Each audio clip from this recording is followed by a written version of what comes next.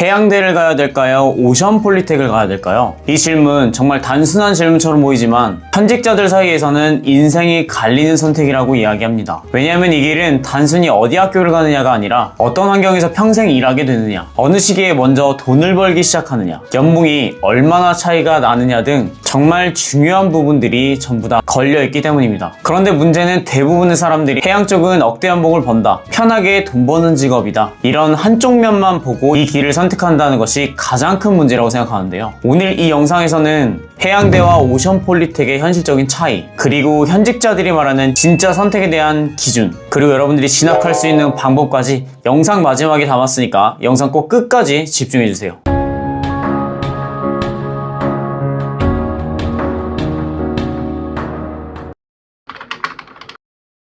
해양대와 오션폴리텍 이 두 가지를 놓고 어디를 가야 될지 고민하시는 분들이 생각보다 많지만 이건 단순한 학교 선택이 아닙니다. 앞으로 어떤 방식으로 돈을 벌고 어떤 환경에서 살아갈지를 결정하는 중요한 선택입니다. 많은 사람들이 취업 잘 되고 연봉 높다는 이유로 쉽사리 접근하지만 실제 일을 하는 현장에서는 훨씬 더 복잡한 요소들이 존재합니다. 그래서 단순한 정보만 보는 것이 아니라 현실적인 구조부터 여러분들이 파악하시는 것이 우선입니다. 먼저 해양대학교는 4년제 정기과정을 통해서 항해사와 기관사 등 해양 전문 인력을 양성하는 교육기관입니다. 체계적인 전공교육과 실습을 기반으로 보다 장기적인 커리어를 설계하는 구조입니다. 반면 오션폴리텍은 기존에 다른 일을 하거나 다른 전공을 했던 사람들도 보다 짧은 기간 안에 해기사를 취득할 수 있도록 설계되어 있는 교육과정입니다. 빠르게 현장 투입이 가능하다는 점이 가장 큰 장점으로 여겨지는데요. 결국 이들의 핵심 차이는 하나입니다. 보다 장기적인 커리어 중심이냐, 빠른 진입과 실무 중심의 진로이냐입니다. 많은 사람들이 해양 직업을 단순히 고연봉 직업으로만 인식하고 있지만 실제 현장은 그보다 더 현실적인 조건을 요구합니다. 장기간 승선 생활은 기본이고 규칙적인 생활 패턴과 제한된 환경, 그리고 육상과 단절된 생활 등이 반복됩니다. 이 과정에서 개인의 성향과 적응력이 매우 중요한 요소로 자리 잡아요. 특히 해양대의 경우 교육과정 자체가 규율 중심으로 진행되기 때문에 단순한 의지만으로는 버티기 힘든 부분들도 분명 존재합니다.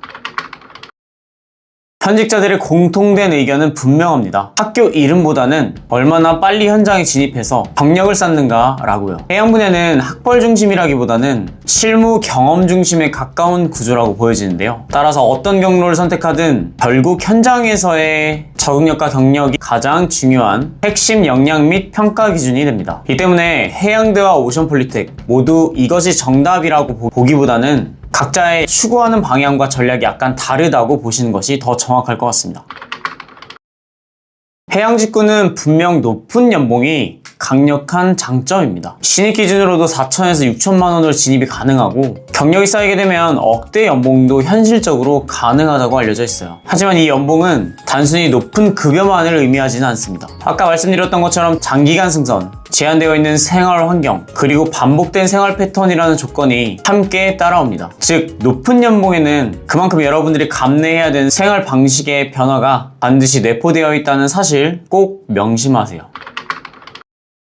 해양대학교에 진학하는 방법은 크게 두 가지로 나눠볼 수 있습니다. 바로 신입학과 편입학인데요. 신입학의 경우 수시 또는 수능을 통해서 항해학과, 기관학과, 해양계열 학과 등에 지원해서 4년 과정으로 입학하게 되며 이후 승선 실습 과정을 거쳐서 해기사 진로로 이어집니다. 편입학은 주로 3학년으로 진학하는 거고요. 관련 전공이나 공학계열 전공이 면접 등에 전형해서 전공 적합성 부분에서 어필될 수는 있지만 이전에 전적대 성적을 먼저 보기 때문에 여러분들이 전적대 성적이 낮다면 아무리 비슷한 계열 전공을 하셨더라도 서류에서 떨어질 가능성이 매우 높습니다. 해양대학교 편입학 전형을 보시면 60%나 전적대 비중이 차지하고 있어요. 그렇기 때문에 여러분들이 학점행제를 활용해서 전적대 성적을 제출하시면 훨씬 더 유리하다는 점, 지금 이 영상을 보시는 분들만 알아가시길 바랍니다. 그 다음은 면접, 그리고 공인영어에 대한 가산점으로 합격 여부가 결정되게 됩니다. 편입 후에도 동일하게 실습 과정을 거쳐서 졸업하게 되면 해기사 면허 취득이 가능해집니다. 반면 오션폴리텍은 별도의 대학 과정이라기보다는 해기사 양성 교육기관으로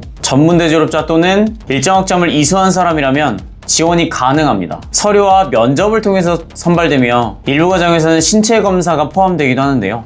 역시나 서류에서 가장 많이 보는 것이 성실도, 즉 전적대 성적이기 때문에 이 부분도 학점문제를 활용하시면 훨씬 더 유리하게 지원하실 수 있습니다. 폴리텍은 선발 이후에 약 1년 내외에 집중적인 교육 과정을 거쳐서 회계사 면허를 취득하게 되고 수료 후에는 바로 승선 취업으로 이어지는 구조를 띠고 있습니다. 결국 해양대는 4년간의 정규 교육을 통해서 보다 장기적인 커리어를 설계하는 방식이고요. 반면에 오션폴리텍은 비교적 짧은 시간 동안 집중적인 교육을 받아서 빠르게 현장에 투입될 수 있는 이점이 있습니다. 하지만 여성 지원자분들이라면 오션폴리텍에는 아직까지 조금의 차별이 존재한다는 사실이 현직에 있는 분들의 카더라이기 때문에 이 부분은 여러분들이 참고하시면 좋을 것 같아요.